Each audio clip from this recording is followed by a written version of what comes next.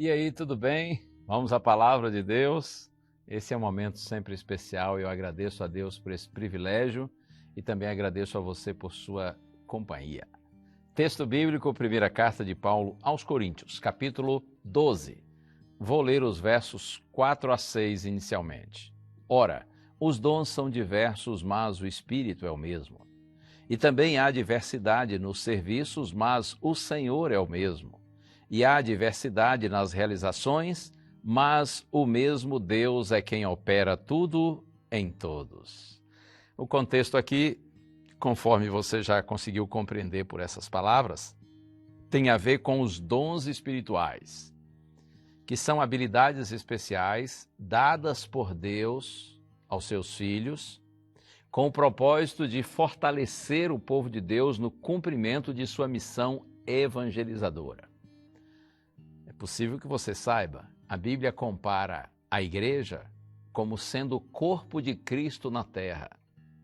E a essa comunidade são concedidos esses dons espirituais, especiais. Como eu disse, habilidades concedidas por Deus com o propósito de fortalecer o povo de Deus no cumprimento da sua missão evangelizadora. E Paulo diz, ora, os dons são diversos. A diversidade de dons, de serviços, de realizações, mas tudo é dirigido por Deus. Também há diversidade nos serviços, mas o Senhor é o mesmo. Há diversidade nas realizações, mas o mesmo Deus é quem opera tudo em todos. A igreja é o corpo de Cristo na terra. E a igreja, evidentemente, apesar de ser um só corpo, tem muitos membros. Não sei se você já ouviu isso, a igreja é o único corpo que anda na terra e tem sua cabeça no céu. Porque é o nosso Deus, é claro, quem dirige a sua igreja. Detalhe importante, esses dons espirituais concedidos por Deus a cada um dos seus filhos, eles não são dados para nós revelarmos assim alguma ostentação ou algum status espiritual, mas para servir os nossos semelhantes e glorificarmos o nosso bendito Deus. Se você ler aqui, primeira carta aos Coríntios, capítulo 12, eu li os versos 4 a 6, mas se você ler na sequência, Paulo está falando de dons espirituais como sabedoria, conhecimento, fé, dons de curar, dons de profecia, variedade de línguas. E aí ele diz assim no verso 11, mas um só e o mesmo Espírito realiza todas estas coisas, distribuindo-as a cada um individualmente, conforme ele quer. Em outras palavras, é o Espírito Santo quem define qual dom ou quais dons eu vou receber e quais os dons que você vai receber. O Espírito Santo, está escrito, ele distribui a cada um individualmente conforme ele quer. Não é de se esperar que todos os membros da igreja, evidentemente, tenham os mesmos dons. Até porque essa diversidade de dons contribui exatamente para fortalecer a igreja, né? Um completando a obra do outro, é unidade na diversidade.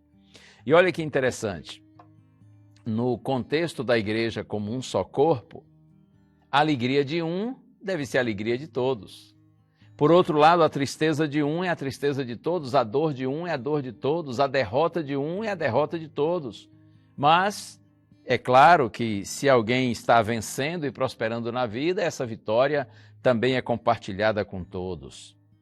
O que machuca um deve machucar a todos, o que envergonha um deve envergonhar a todos. Outro dia eu vi uma declaração que achei muito triste. Alguém disse assim, a igreja é o único exército que deixa os seus feridos para trás. Isso é triste, não é? Isso não pode ser realidade na minha igreja e nem na sua igreja. Muito pelo contrário, devemos, como corpo de Cristo, estar unidos, irmanados nos mesmos propósitos e nos mesmos ideais. Esse é o desejo de Deus para nós. E eu leio agora aqui os versos 26 e 27.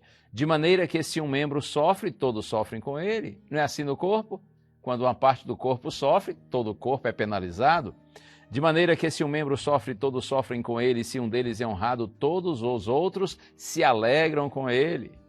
Ora, vocês, diz Paulo, são corpo de Cristo e individualmente membros desse corpo.